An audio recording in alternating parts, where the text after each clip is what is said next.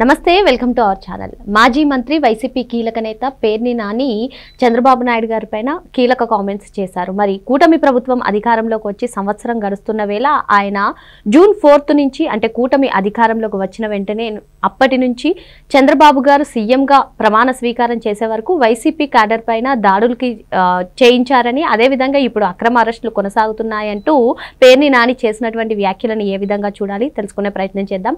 దీన్ని విశ్లేషించడానికి మనతో పాటుగా ఉన్నారు సీనియర్ జర్నలిస్ట్ డివి శ్రీనివాస్ గారు. నమస్తే సార్. నమస్తే. పేర్ని నాని గారు కూటమి ప్రభుత్వం పైన కొన్ని కీలక వ్యాఖ్యలు చేశారు సార్. జూన్ 4 నుంచి జూన్ 12 వరకు అంటే చంద్రబాబు గారు సీఎంగా ప్రమాణ స్వీకారం చేసే వరకు వైఎస్ఆర్సీపీ క్యాడర్ పైన దాడులకు తెగబడ్డారని, ఇప్పుడు అక్రమ అరెస్టుల పరంపర కొనసాగుతుందని, కాకాని గోవర్ధన్ పైన, కొడాలి నాని పైన అసలు వాళ్ళు ఏం చేయకపోయినా సరే అక్రమ కేసులు పెట్టారని చెప్పి ఆయన వ్యాఖ్యానించారు. అదేవిధంగా ఏదైతే రేషన్ అక్రమ బియ్యం గోదాముల గురించి ప్రస్తావించడం, అదేవిధంగా ఇళ్ల పంపిణీ పట్టాల గురించి ప్రస్తావించడం, వీటన్నిటిని ఏ విధంగా చూడాలంటారు? అంటే అమాయకులపై ఈ ప్రభుత్వం అక్రమ కేసులు పెడుతోందా? కొడాలి నాని అమాయకుడు, కాకాని గోవర్ధన్ రెడ్డి అమాయకుడు, పేర్ని నాని అమాయకుడు, వీళ్ళందరికన్నా అమాయకుడు వల్లభనేని వంశీ. ఇప్పుడు అమాయకులపై ఈ ప్రభుత్వం కేసులు పెడుతోందా? అవినీతి కుంభకోణాలకు పాల్పడ్డాళ్ళపైన, అక్రమాలు చేసిన వాళ్ళపైన, అరాచకాలు చేసిన వాళ్ళపైన ఎవరిపైన కేసులు పెడుతున్నారు? డిసైడ్ చేయాల్సింది ప్రజలు. ఇప్పుడు అది డిసైడ్ చేయాల్సింది వైసీపీ వాళ్ళు కాదు, తెలుగుదేశం వాళ్ళు కాదు, వాళ్ళ ప్రజలు డిసైడ్ చేయాలి. నిజంగా మీరు అక్రమాలకు పాల్పడలేదా? పేర్ని నాని విషయానికే వద్దాం. ఇప్పుడు పేర్ని కుటుంబం మచిలీపట్నం నియోజకవర్గం, అటు కాంగ్రెస్ పార్టీలో ఉన్నారు, ఇటు వైఎస్ఆర్ కాంగ్రెస్ పార్టీలో ఉన్నారు. వీళ్ళ తండ్రి నాని తండ్రి పేర్ని కృష్ణమూర్తి, ఆయన అక్కడ ఎమ్మెల్యేగా, అక్కడ మంత్రిగా ఆయన పనిచేశాడు.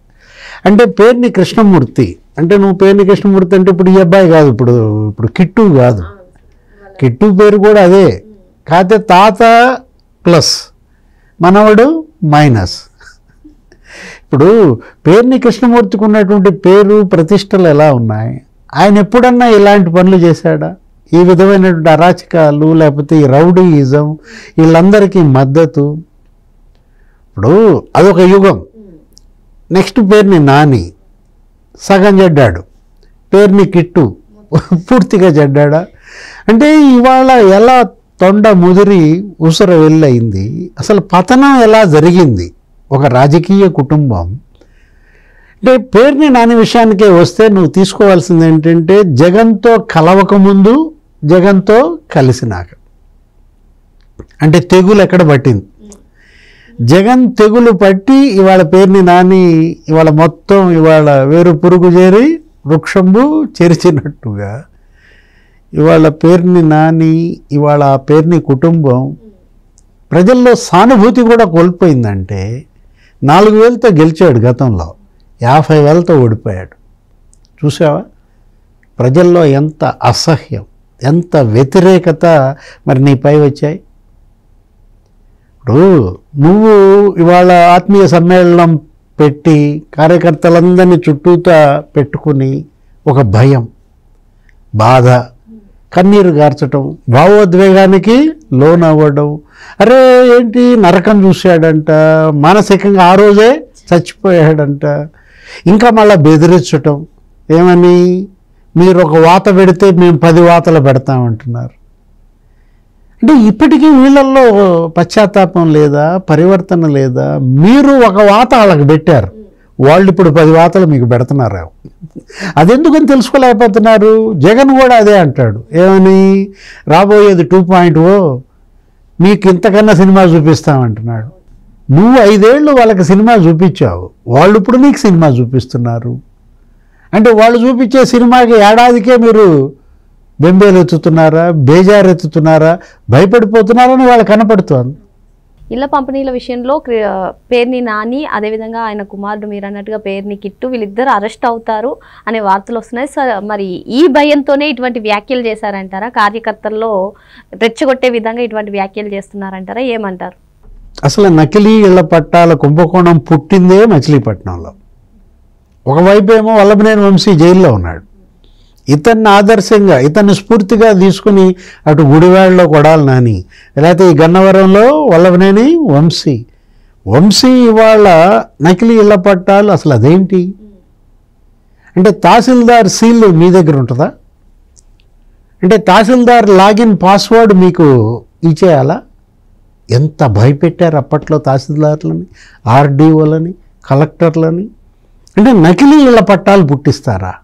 అతను ఏమంటున్నాడు ఇప్పుడు పేరుని నాని ఇవాళ ఆ పట్టాలు పంచినప్పుడు పక్కన తహసీల్దార్ ఉన్నాడు, మున్సిపల్ కమిషనర్ ఉన్నాడు అంటాడు. ఉండక ఏం చేస్తారు? చంపుతారు అన్న భయం. ఆ రోజు భయంతో బతికింది అధికార వర్గం, లేకపోతే ప్రజలు. అసలు వీళ్ళు మామూలుగా భయపెట్టారా?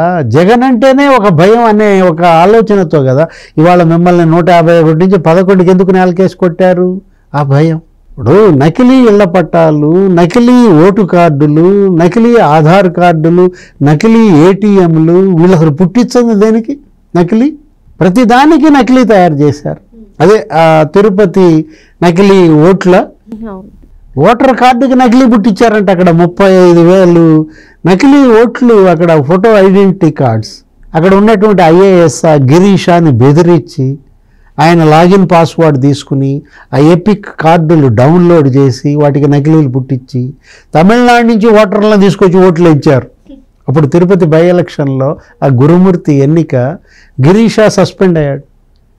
అసలు ఆర్డీఓలు లేకపోతే అక్కడ ఉన్నటువంటి ఆ మున్సిపల్ కమిషనరు అందరూ సస్పెండ్ అయిన పరిస్థితుల్లో వీళ్ళు ఇంకా పుట్టించంద నకిలీ దేనికి అంటున్నాం? ఇప్పుడు నిజంగా నీవు గనక మరి అంత చిత్తశుద్ధితో ఉంటే ఎందుకు భయపడాలి? ఎందుకు పారిపోవాలి? భార్యను తీసుకుని పారిపోవడం ఏంటి? ఇతను ఇవాళ కూడా చెప్పాడు అదే మాట. ఒక ఇంట్లో ఒకరోజు తలదాచుకోవాల్సి వచ్చింది, మానసికంగా చచ్చిపోయానంటాడు. పవర్లో ఉన్నప్పుడు తెలియదా ఈ పరిస్థితి వచ్చుద్దని? ఆ రోజు ఎందుకని ఆలోచించలేకపోయారు? అరే రేపొద్దున మళ్ళా అధికారం మారితే మన పరిస్థితి ఎలా అవద్ది అనే భయం ఆ రోజు ఉంటే ఇవాళ ఇంత భయపడాల్సిన పరిస్థితి ఎందుకు? కళ్ళు నెత్తికెక్కినాయి ఆ రోజు. జగన్మోహన్ రెడ్డి సీఎంగా ఇంకో 30 ఏళ్ళు ఉంటాడన్న భ్రమలో అదే చెప్తున్నాడు.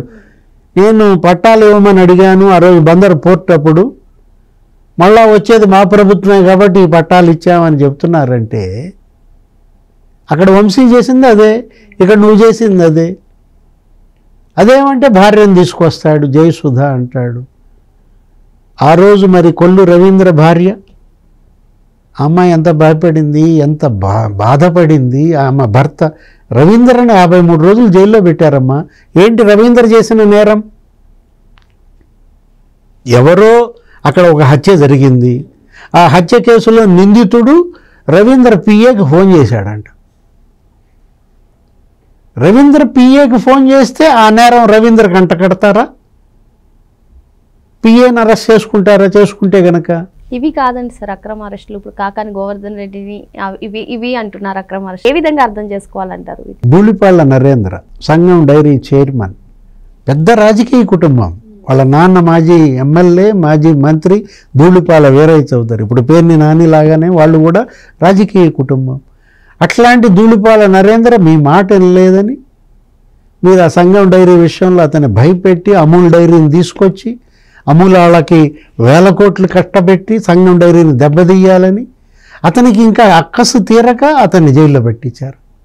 20 రోజులు అతని కూతురు ఆ వ్యాన్ ఎమ్మటే వాళ్ళ నాన్నని తీసుకెళ్తుంటే పరిగెత్తుతూ ఉంటుంది. ఆ కుటుంబానికి ఆ పరిస్థితి, అది అక్రమ కేసు కాదా? అచ్చెన్నాయుడు, అరే 100 మంది పోలీసులు అచ్చెన్నాయుడు ఇంటిని ముట్టడించి ఆయన ఏదో టెర్రరిస్ట్ లాగా అతను ఎక్కడికో పారిపోతాడన్నట్టుగా ఆ రోజు గోడలు దూకెళ్ళి ఆయన్ని పైల్స్ ఆపరేషన్ చేయించుకుంటే అతన్ని అసలు రక్తం ఓడుతూ తీసుకొచ్చారు. 5-6 జిల్లాలు, 15 గంటల ప్రయాణం కూర్చోబెట్టి అతన్ని అలా చేశారే.